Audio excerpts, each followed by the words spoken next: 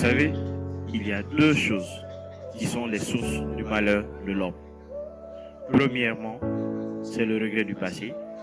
Et deuxièmement, c'est la peur du futur.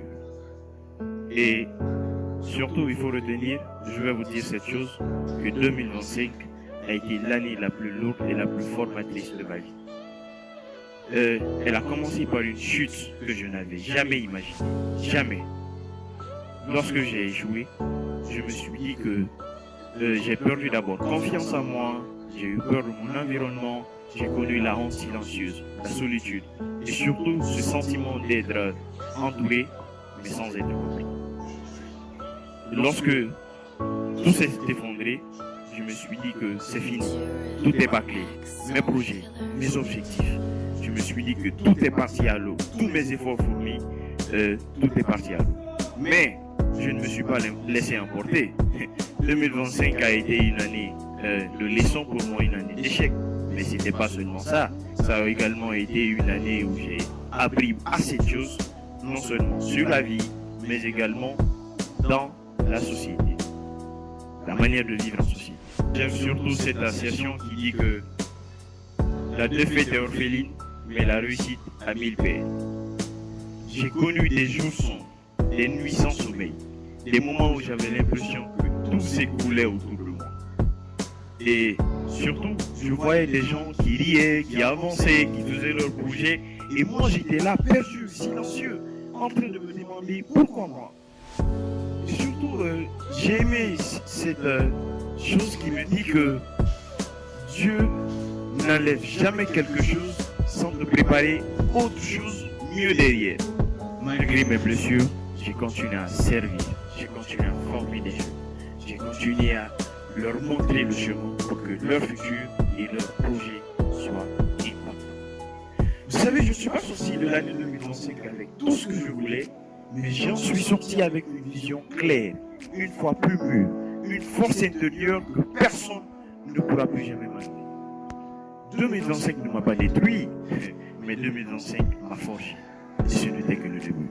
Et Karamo aime le dire souvent que suivez vos rêves, ils connaissent le chemin. Retenez ceci, ne jamais permettre que qui que ce soit ou quoi que ce soit limite vos ambitions. La toute première leçon que j'ai apprise de cet échec, c'est que l'échec t'enlève l'illusion. Avant, je croyais que tout dépendait du talent, mais l'échec m'a montré que le caractère compte plus. Quand tu tombes, il ne te reste que deux choses. Ce que tu décides de faire et la personne que tu choisis de devenir pour que demain, tu puisses recorriger en te demandant qu'est-ce qui n'a pas marché. Qu'est-ce que j'avais fait lors de ma première tentative pour que je me retrouve aussi à ce niveau bas. Pour que la prochaine fois que je vais tenter, que je sois à un niveau émergent, un niveau plus impactant. Et la deuxième leçon que j'ai apprise est que l'échec isole, mais il clarifie. Quand j'ai échoué, il y avait moins de bruit, moins d'appels, plus de silence. Et dans ce silence, j'ai entendu ma vraie voix, celle qui me disait « Travaille, corrige, avance, ne te laisse pas faire. Ce n'est pas l'échec qui va te faire douter de toi-même. Dis-toi que tu peux. Dis-toi que tu peux faire la chose. Dis-toi que tu peux encore revenir avec une version plus forte que la première version. La troisième leçon apprise est que l'échec t'oblige à changer. Alors, j'ai compris par là que continuer de la même manière ne m'amènerait pas loin. Alors, j'ai changé ma manière de penser. J'ai changé ma manière d'étudier les choses. J'ai changé mon emploi de temps.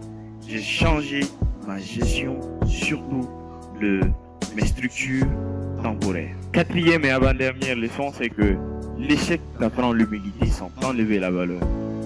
Échouer ne m'a pas rendu inutile, mais c'est l'échec qui m'a rendu plus conscient. Et j'ai appris à demander de l'aide.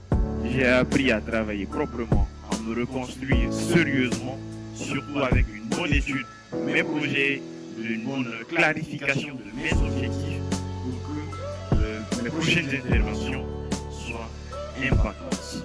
La cinquième et dernière leçon, c'est que l'échec peut devenir une mission.